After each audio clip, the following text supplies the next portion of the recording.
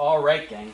We come now to the second tablet or portion of the Decalogue, of the Ten Commandments, dealing primarily with our relationship with one another. Remember what I said before. The first part of the Ten Commandments, as we divvy them up, the first three commandments, those have to do with our relationship with God. Having established that our relationship with God is the first and most basic and most important relationship that we have, we turn now to our relationship with other people. And there's a kind of logical order of progression as to how the rest of these commandments are given. The fourth commandment, you shall honor your father and mother, deals with the first people with whom we have to relate. Literally, our mother and our father.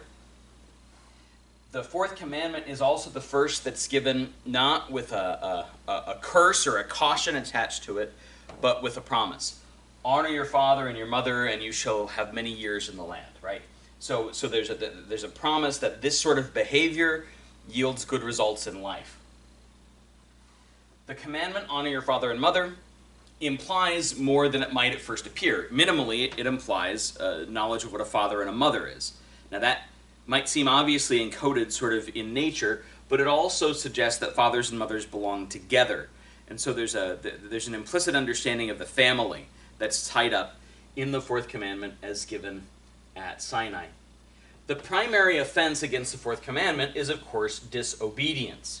And the commandment would be best fulfilled then in acts of obedience. Now, a thought about this word, obedience. Obedience comes from two words in Latin. Ob is an intensifier, means like very or much or hard. And what looks like audientia in English is audire, like audio. So obedience means in origin to listen hard.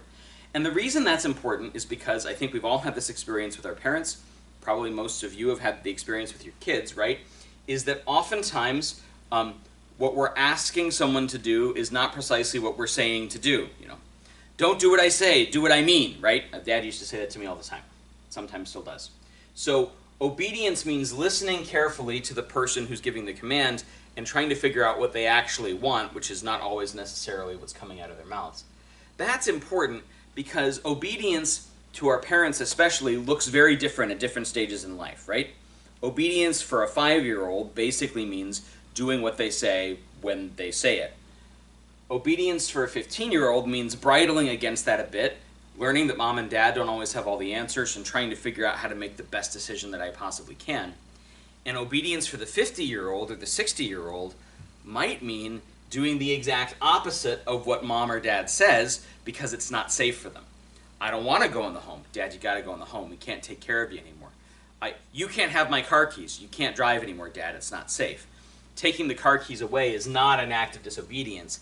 It actually fulfills the command to honor one's father or mother so they can't hurt themselves and other people. The primary offenses against the fourth commandment, therefore, are things like disobedience, direct commands, abandonment. Now, this is interesting, right? Because the command to honor one's father and mother presumes that father and mother are in a real and existent relationship with the kids, which means that abandoning one's family makes it impossible for your children to fulfill the commandment. So you've not only done like a physical harm or wrong or an emotional harm or wrong, you've done a spiritual harm or wrong because they're no longer able to fulfill that which God has commanded them to do. It also makes it very difficult, if that relationship is ever restored or reconciled, just to negotiate the relationship. How do I honor my dad when he abandoned us for 20 years? That kind of thing. Neglect. And this works, both of these, both abandonment and neglect, work both for kids upward to parents, since the command is to honor your father and mother, but it also implies the same thing the other way, from parents to children. So adult children who abandon elderly parents who know they have no other means of care. This is obviously seriously problematic, right? Likewise, neglect. Parental neglect of children or children's neglect of parents. And we would respond to these, right? Abandonment is responded to, or the command to honor, right, is responded to by attentiveness and real conscious presence toward our kids. Likewise, neglect would be responded to by a duty of care, right? We're really obligated to care for those that are closest to us. And then kind of the fundamental rejection of the commandment is the act of rebellion, which pertains not only to like rebellious teenagers, but the act of rebellion against any authority. And that, of course, is responded to with docility and humility. This brings us to what really is at the root of the commandment itself, which is the command to obey legitimate authorities. All authority comes from God, who is the primary authority and author of all life, which is why when St. Peter calls Christ the author of life whom you hung on a tree on Pentecost Sunday, he's really making a strong declaration of Christ's divinity there. All authority comes from God, who is the author of life, which means that in the fourth commandment, we're offered not only a command to take care of our folks, but rather to be respectful of all authority. It establishes that there is an order of authority that exists in the world and in each of our lives. So practically speaking, for most of us, the first authorities we encounter are our parents.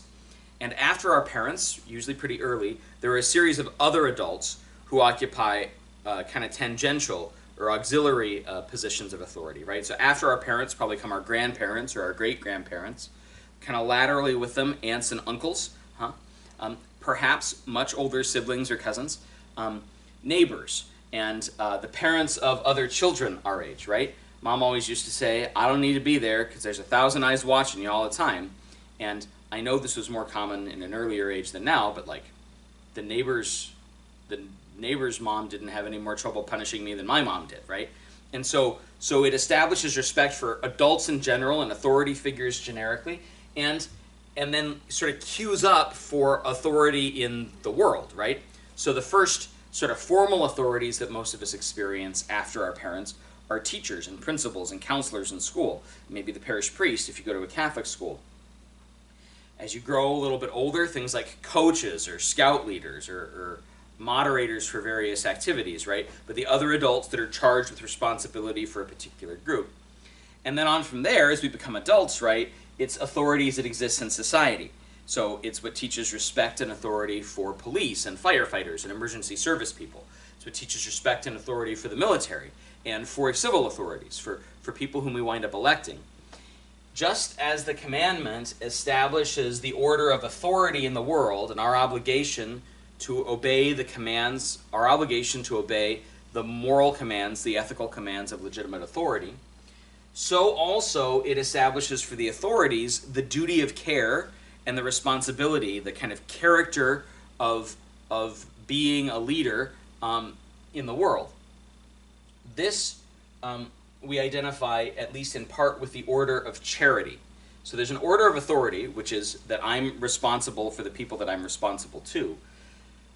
The order of charity says that I'm responsible for the people that are most closely related to me.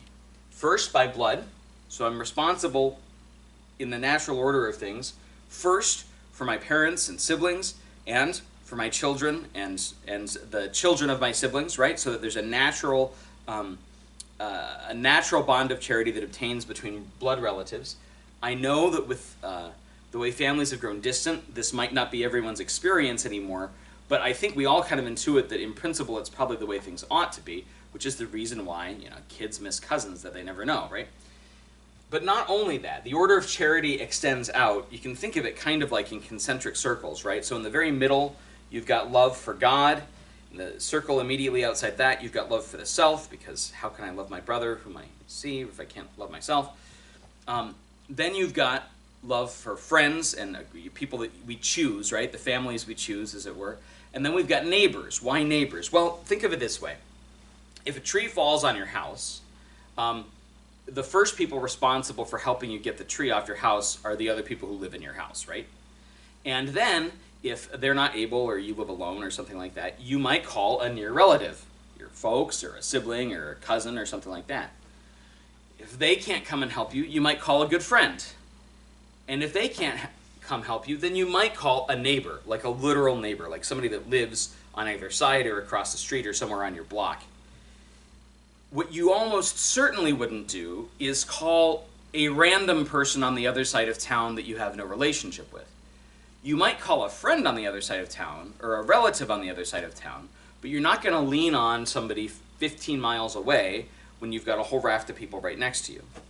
And you have an evident relationship to the people right next to you that you don't have with people in Dubuque, say, or in Omaha, or in Arlington, or in London, or in Addis Ababa. So the order of charity simply suggests that both in terms of authority and in terms of responsibility, we have a responsibility for those that are closest to us, which means that the state has an obligation to work to protect marriage and the family, because the state exists for the sake of enabling citizens to fulfill their own responsibilities, not for the sake of creating additional and auxiliary responsibilities for the citizens. The Lord says, man was made for the Sabbath, not the Sabbath for man. The state was made to enable people to take care of their families. Families are not there in order to buoy up the state.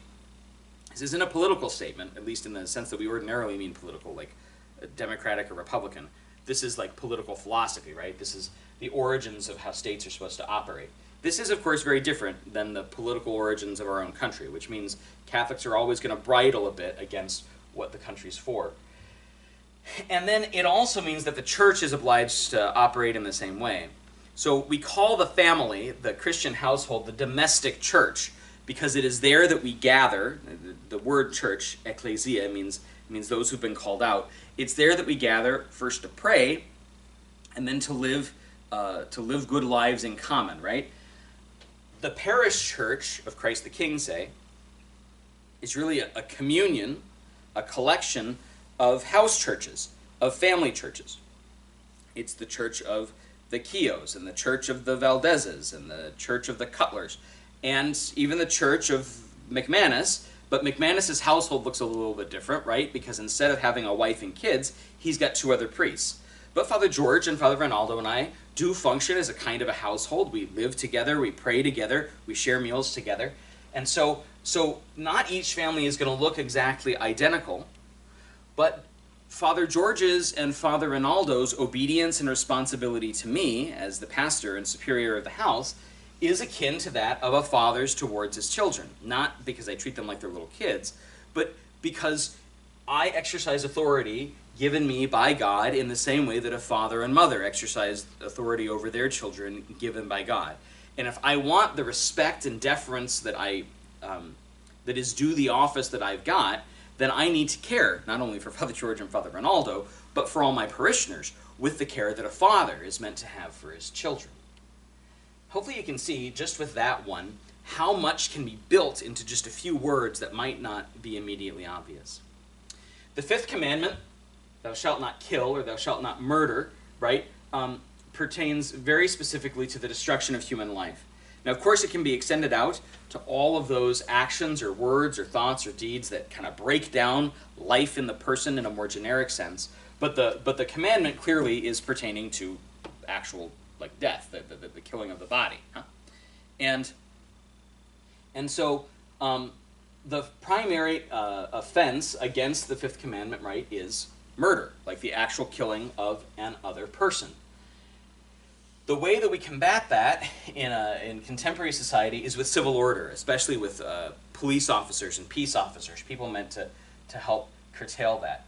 Murder, of course, exists on a kind of a spectrum as well. So the Catechism points out, very rightly, that the murder of parents, the murder of children, the murder of siblings, right, somehow strikes us as worse and more awful than, somebody who gets shot in a bank robbery, say. Not that it's good for the person to get shot in a bank robbery, but we bridle against that more specifically. Why?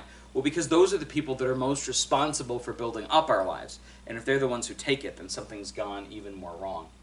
It's for this reason that the Church places a special emphasis on the problem of abortion in contemporary society. The issue is not to make women feel bad that have had abortions, or to make doctors feel bad that have performed abortions. The issue is rather to insist that the primary duty of mothers and fathers is to care for their children. And so the murder of children before they're born is an especially grievous offense. We typically, especially in political discourse, try and avoid using this kind of language because we know it's inflammatory and offends people. But I think it's important to understand in this kind of a context why it is we insist these are the same things. It is entirely true that the Church's teaching on abortion has developed over time, but it's developed, if you will, in a more conservative direction precisely because of how we've come to understand embryology and evolutionary biology. There was a time when biology was not as well understood, and when we didn't understand exactly where babies came from in terms of sperm and egg, where it was believed that the child wasn't really alive until the moment of quickening, when the mother first felt the baby move. Well, of course, we know now that the moment that the sperm enters the egg and conception occurs, that there's a new being there, a distinct being from the mother in whom the other is being carried, and that because of that, that person from the first moment of conception needs to be accorded all the rights and duties and privileges that pertain to human beings. Of course, this is very difficult because when you have one person inside another person, there's an exceptional duty of care placed upon the person who carries the other person, that is the mother. And so when the mother did not intend to get pregnant, and especially when the mother was in some way or other forced to get pregnant against her will, this creates a very, very difficult problem. And believe me, I've had to deal with my share of pregnancies by rape. It's not fun stuff.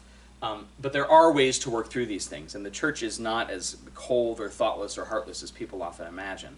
The reason the church, though, insists that abortion not only is unethical but ought to be illegal is because it's not clear on what basis then we're determining personhood. And it's very much unclear why a baby who's 9 months old and partially delivered is killable, but a baby that's just been born is not killable. And again, when people get upset about this, you gotta remember, the church can remember a time when this happened. Infanticide was widespread and legal and accepted and even lauded in the Roman Empire when we came on the scene.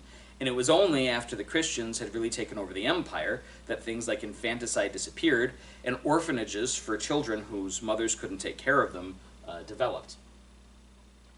In the other direction, euthanasia, that is the good death or the good killing of people who have been deemed to be no longer productive in society, so especially the aged and the very, very ill, right?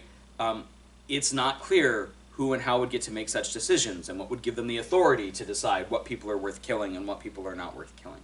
And in those countries where euthanasia has become widespread, there are real problems with Granny bumping her head. Her situation is entirely recoverable, but the kids want the inheritance, and so they go ahead and offer. It's not only a slippery slope, but it is also a slippery slope. The fundamental ethical problem, though, is that none of us have the authority. If murder's wrong, then murder's wrong. Full stop. And it doesn't matter who's doing it or under what circumstances. Self-murder or suicide occupies a similar place. Now, what's worth noting here, there are responses for all this, right? If the church is going to be opposed to abortion, then she must not only insist upon, but provide as best as she can herself, care for all life. One of the things I'm proudest of as pastor of Christ the King is the Intervisions Healthcare Clinic over on Army Post Road, which provides a whole host of resourcing for pregnant mothers facing unplanned pregnancies. Everything from food to diapers to job training and assistance, the whole raft. The church does this all over the country, all over the world, often in quiet, unsung ways. And it creates a real problem, right? Because people say, well, you're only concerned about babies until they're born, and then you don't care. That's a lie, and it's a damned lie. It'll send you to hell if you believe it, not because it's an error, but because it's an error about somebody else's reputation. We'll see that here in just a sec. Same thing's true for euthanasia. We then have to make sure that we provide all necessary assistance for the sick and the aged, and that we show why people's lives are worth living even when they're very sick and ill. Again, we created the hospice movement, right? This is an important recognition of the value of life right up into the very end. Suicide. We have to provide adequate mental health care for everybody. Otherwise, you're going to have problems with suicide. And it turns out that the National Suicide Hotline is housed right there at Boys Town, Nebraska, founded by Father Flanagan. Scandal. Scandal is the murder of the soul. It's where we sin, and we sin in such a way that causes another person to sin, and another person to sin in a way that they would not have been likely to sin had it not been for us. This is especially grievous when it comes from someone in authority. So the abuse scandal is rightly called a scandal because it has led people into sin, to questioning the church and its authority, to questioning the integrity of her priests and bishops, and with good reason. We screwed that one up. It is genuinely a scandal. So every priest who abused anyone and every bishop who ever covered it up is guilty of the sin of scandal. This is different than the use of the word scandal like in grocery store tabloids, right? Sort of pearl clutching. You know, this celebrity slept with that celebrity. That clearly is leading no one to sin anymore. It's just creating gossip, which is a sin, but of a different order. A word needs to be said about the principle of double effect, because whenever we talk about murder, of course, people rightly ask, well, what about self-defense? Isn't self-defense a legitimate thing? And the answer is, of course, self-defense is a legitimate thing for this reason. The idea of double effect is that it is possible for one action to have multiple consequences, and that you perform the action with a single intention, and there are unintended, unforeseen, or undesired consequences. So, I get cancer in my leg, in the bone of my leg, and the doctors do radiation or chemo, and it doesn't really seem to affect the cancer. And so they say, sorry, Father, we're going to have to take the leg. Their intention in amputating my leg is not to cause harm to my body. It's not to see if I can get around with one leg. It's not to build up my character because I have to learn to walk with a prosthetic or anything like that. It is rather to stop the cancer, to stop the spread of the cancer into the rest of my body. That's why they take the leg.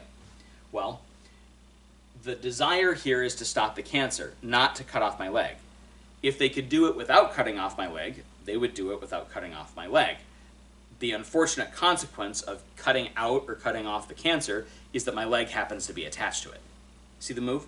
So that's the principle of double effect, is that we can intend more than, we can intend one thing and other things follow from it. On the question of murder, and specifically of abortion, people often ask, health of the mother, all that sort of thing. The church certainly recognizes that there are situations or circumstances in which a pregnant woman requires surgery that may result in the death of the unborn child. Classic example here, right? Every moral theology textbook. If a woman discovers midway through a pregnancy that she's got ovarian or uterine cancer, and she needs to have a hysterectomy, and she needs to have the hysterectomy now, then she can have the hysterectomy, which is to remove the diseased uterus or ovaries, which will result in the undesired death of the baby. But everything needs to be done to save the baby that can, and if it's possible to wait till the baby is slightly more developed so that it has a better chance at survival without immediately threatening the life of the mother, then that's what you need to do. But the idea here is it's not a direct attack on the child, it's a secondary attack on the child. It's a direct attack on the cancer that happens to be in the organ that the child is attached to. This is the root of every act of actual self-defense. So the burglar comes into my house, I have the ability to defend myself and the responsibility to defend the other people in the house, right? But if I'm able to defend myself without killing the burglar, then I'm obliged to do so. So shoot him in the leg, not in the head. That's the idea. And we've got a real moral responsibility to do so. You know, cops and robbers, cowboys and Indians, all that kind of thing has taught us to shoot now and ask questions later. And the church makes very clear that's just not a defensible position. Now, there may be particular circumstances in which it's not possible to make that sort of a judgment. And a person in the midst of an extremely stressful situation can certainly make an error in judgment, especially if they're not trained as, you know, a police or armed forces personnel or something. They might make a mistake, and they wouldn't be as guilty as a person who deliberately killed somebody. But we are obliged, as best as we can, to minimize harm. Which is why the principle of double effect is also the basis for what is often called the just war doctrine. So the idea behind just war is that there are occasions in which a nation, in defense of its citizenry, is able to declare war, to act in war, as a way to defend its people. And that's certainly possible, but in order for it to work, all the principles that pertain to regular human self-defense have to be present, but writ large. So it has to be a defensive action. It can't be so we can't have a preventative war, at least on the church's grounds. They're not possible. The defensive action on the part of the aggrieved party, the defensive action on, say, our part, has to be proportionate to whatever was done to us. You can't hit back 3 times as hard just to show them who's boss. It has to be a last resort. You have to try to fix this by diplomatic or economic means. You have to have a reasonable chance of success. You don't go killing people just so that you can feel better about the way that you go out. And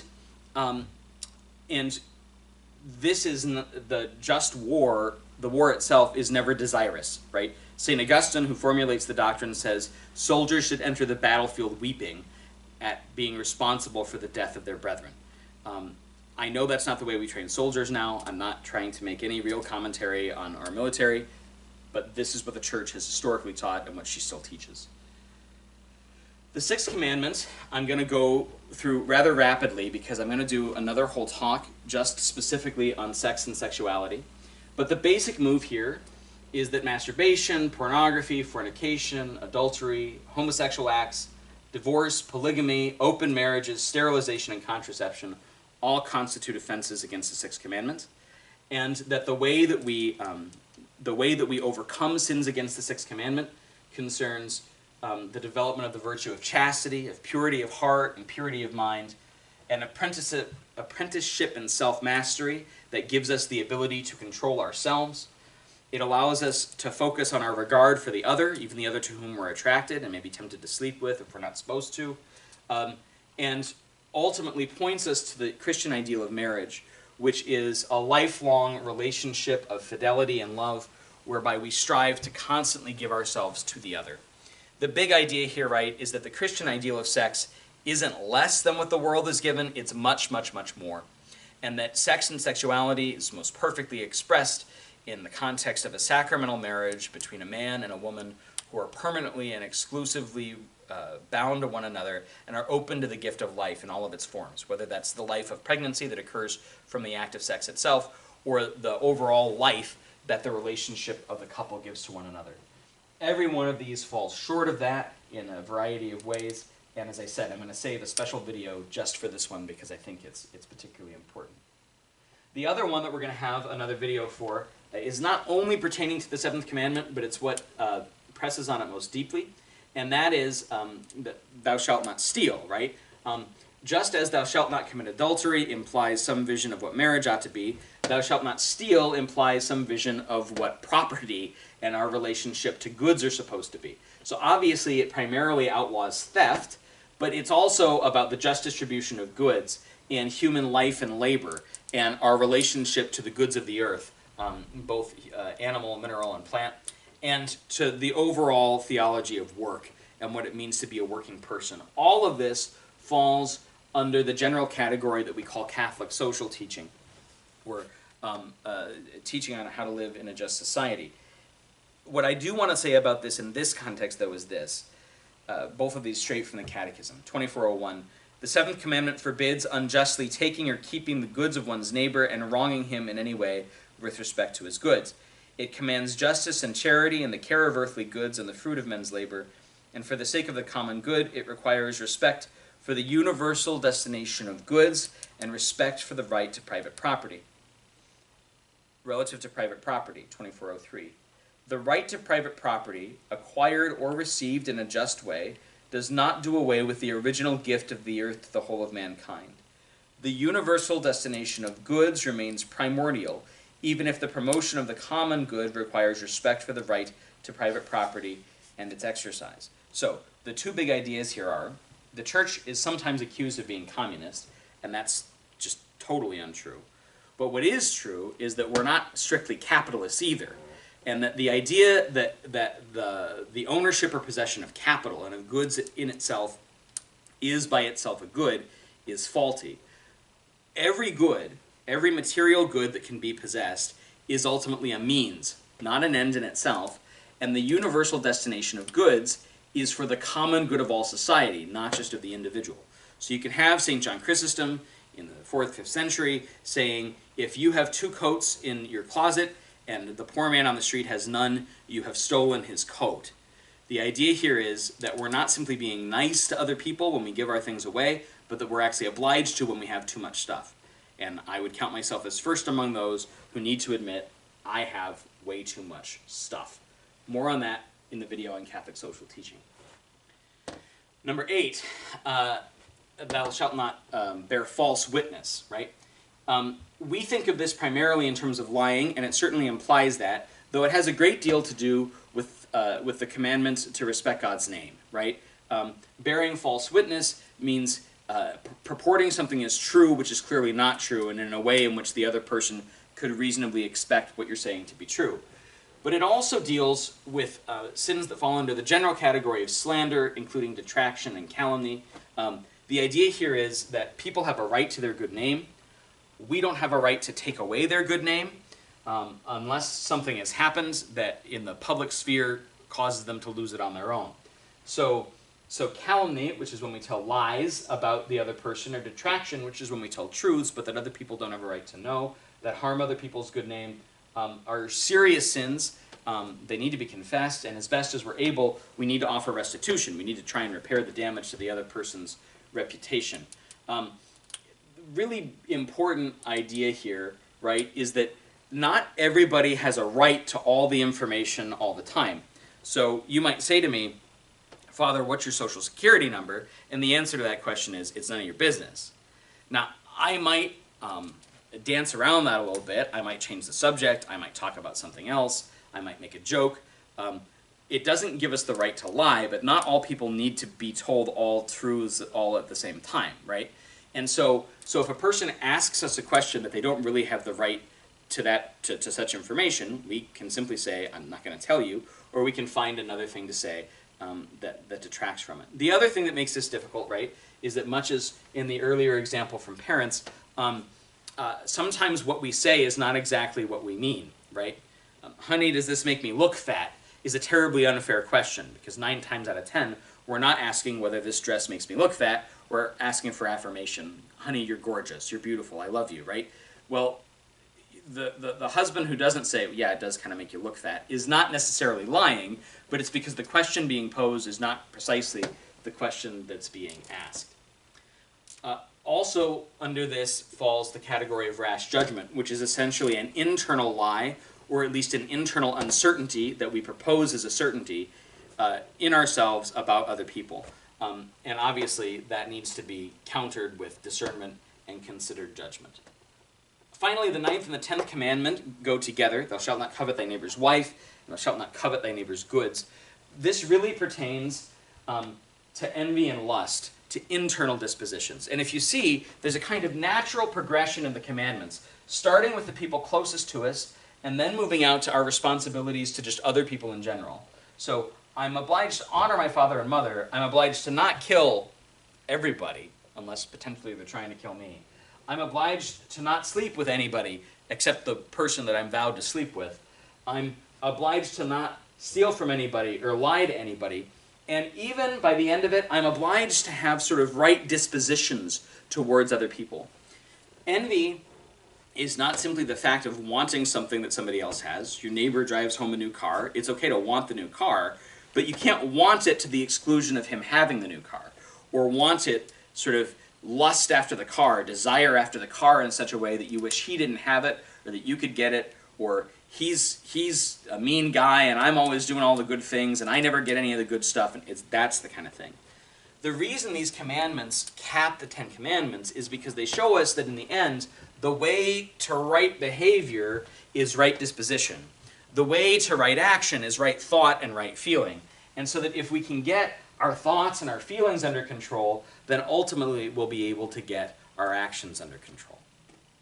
The 10 Commandments, again, serve as the basis for common morality and are genuinely knowable by the use of natural reason because they pertain to the universal end of the human being and of those things that make up our life, right? There are purposes for things. There are purposes for our feelings, which are meant to drive us toward action. There are purposes to our words, which are meant to drive us toward the truth. There are purposes for our goods, which are meant to drive us to the common good, to what's best for all people. There are purposes for sex, which is the procreation of the human race, the bonding of families, and especially of couples, and to live a life of love which showcases the love which Christ has for the church. There's a purpose for our life, right? And that life can only achieve its purpose if the life itself is sustained and protected. And there's a purpose for our relationships, which is to live in loving communion with one another in a rightly ordered society, which is in many ways importantly hierarchical, just as a family is, but an ordered hierarchy, which is determined to the end of human life, the goal of human life, which is ultimately eternal life with God in heaven and happiness here on earth.